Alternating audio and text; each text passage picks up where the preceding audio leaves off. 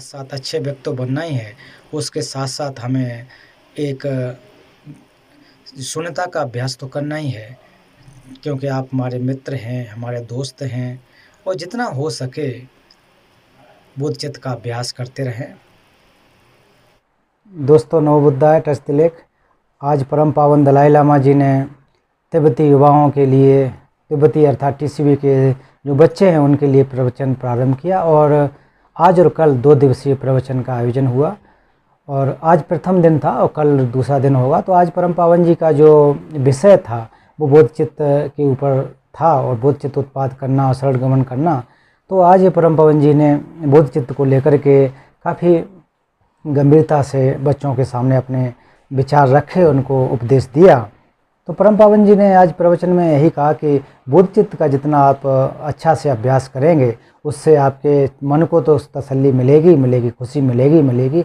उसके साथ साथ अगर शाम को अगर चाहें तो फिर जैसे परम पावन जी ने कहा कि बोधचित्त का अगर हम उपयोग करते हैं तो कायिक रूप से, शारीरिक रूप से, मानसिक रूप से दोनों तरह से हमको सुख की प्राप्ति होती है। अगर आपका मन अच्छा होगा तो रात को जब सोने के लिए भी जाएंगे तो आपको नींद भी अच्छी तरह से आएगी। अगर आपका मन विचलित है तो फिर अगर नींद लेना चाहें तो नींद भी ठीक से नहीं आती, आप केवल और केवल करवटें जो है बदलते रहेंगे। तो इसलिए बोधचित्त का अभ्यास बहुत ज़्यादा महत्वपूर्ण है। आप अपना हित करना चाहते हैं या दूसरों का हित करना चाहते हैं, अभी इस समय के लिए अपने जीवन को अर्थ सिद्ध करना चाहते हैं और जीवन को दीर्घकालिक या फिर पर जन्म के लिए भी अगर ले जाएं, अगले जन्म में भी अगर जीवन को ले जाएं, तब भी बोधचित्त का जो महत्वता है वो बहुत ज़्यादा महत्वपूर्ण है।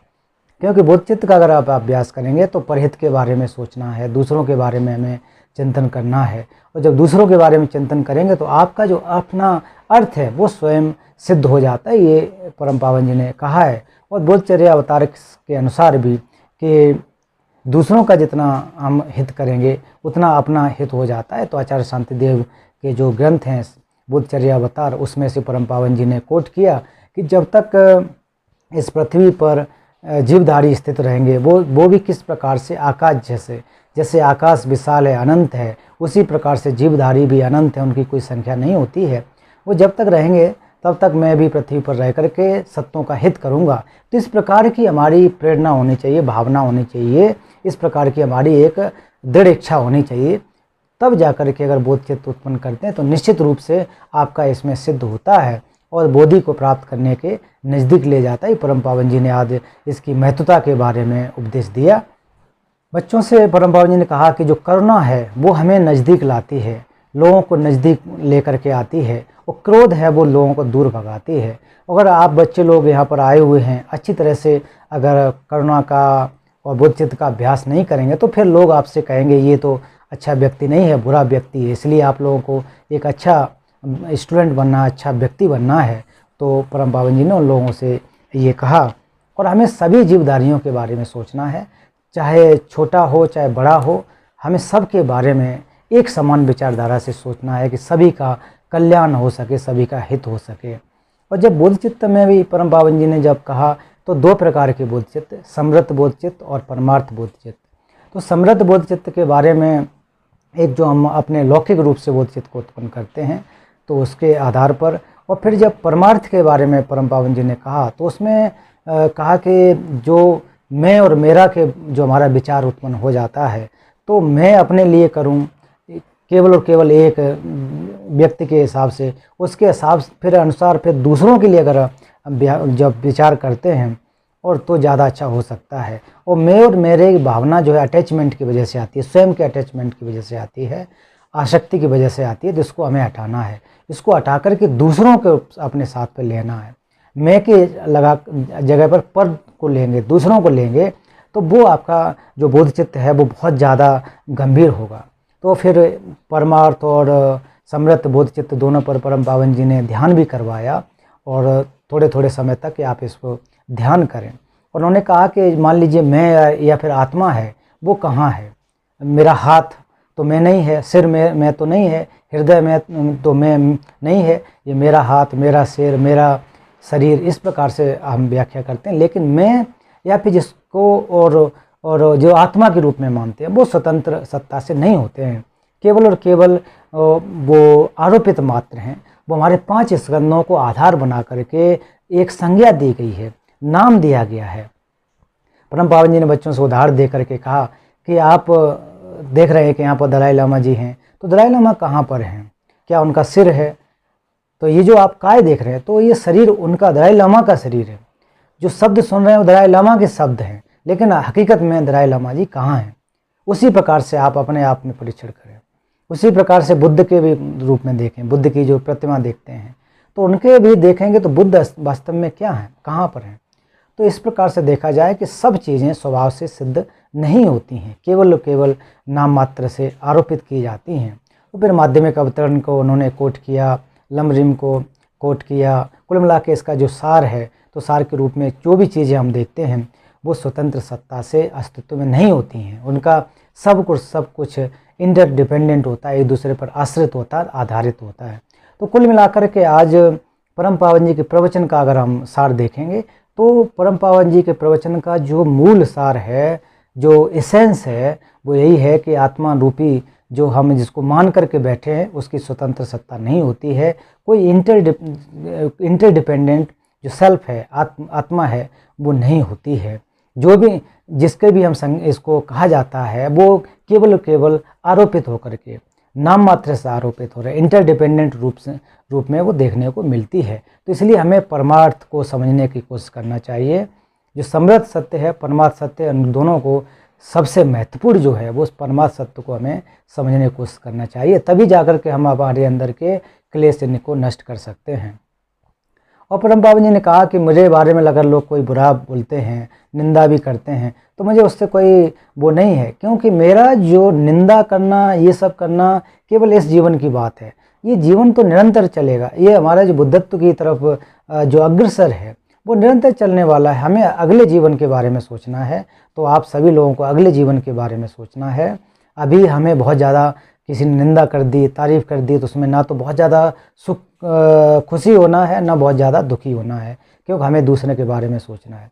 अमुख व्यक्ति हमारे बारे में क्या कह रहा है, क्या सोच रहा है, उसमें ज़्यादा नहीं पड़ना। हमें अपने दिल से, अपने मन से लोगों का हित करना चाहिए, उनका भला करने की कोशिश करना चाहिए।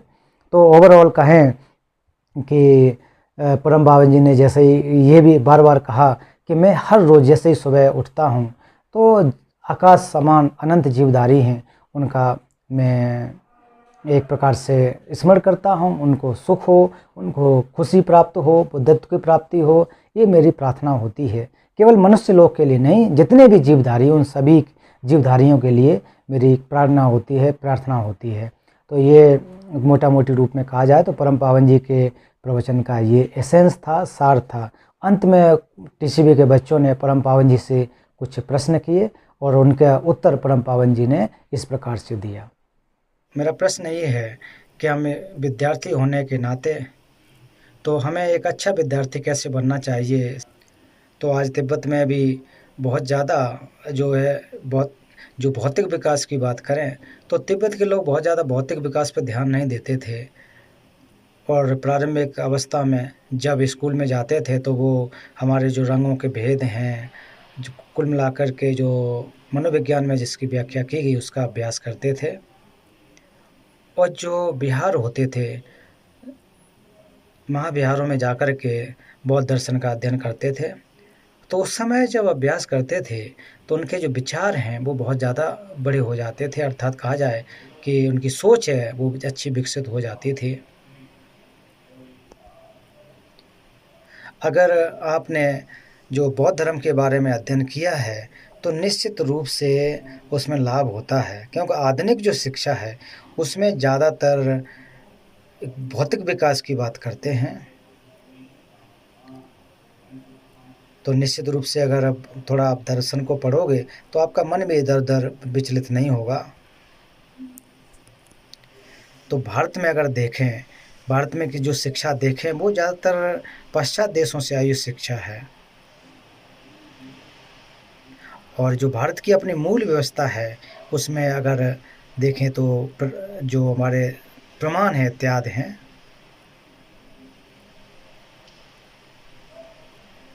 और आज के समय में बहुत सारे लोग, पाश्चात्य देशों के लोग उनके जो अध्ययन है अर्थात पाश्चात्य देशों में देखें, उसमें मनोविज्ञान की व्यवस्था नहीं है। तो वो लोग मेरे साथ आकर के पिछले कई दशकों से आकर के मेरे साथ वार्ता करते हैं, मनोविज्ञान के बारे में जानना चाहते हैं और ख़ास करके जो हमारे मन की भावनाएँ हैं, जो इमोशंस हैं, वो कैसे उत्पन्न होती हैं और उनकी व्यवस्था क्या है, वो हमसे सीखने की कोशिश करते हैं, हमसे संवाद करते हैं। तो अगर बाहरी चीज़ों के बारे में अगर आप विचार करते रहेंगे, तो उससे बहुत ज़्यादा लाभ नहीं होगा। तो भारत में देखें तो बौद्ध धर्म की बात ही नहीं है, इसके अलावा जो अन्य परंपराएँ हैं, उसमें भी मनोविज्ञान की व्याख्या की गई है। और भारत के अलग-अलग जो विद्याओं के स्थान थे, उनमें भी नालंदा परंपरा में, तो नालंदा के विद्वान हैं, नागार्जुन इत्यादि, और उसके साथ जो आर्य देव और उनके जो ग्रंथ हैं, उन्होंने भी जो हमारे मनोविज्ञान की व्याख्या है, उसकी व्याख्या की है। तो जिसको हम कह सकते हैं कि भारतीय विद्वानों के द्वारा जो व्याख्या की गई बहुत ही स्पष्ट है। दूसरे देशों में ऐसी व्यवस्था देखने को नहीं मिलती है। तो इसमें जब पूछते हैं कि भगवान बुद्ध के दर्शन का सार क्या है, तो हम लोग यही कहते हैं कि परीक्षण के माध्यम से समझा जा सकता है और जितना हो सके हम परीक्षण करते हैं कि ये क्यों है, इसका वजह क्या है। तो इसको हमेशा शोध करना चाहिए, परीक्षण करना चाहिए।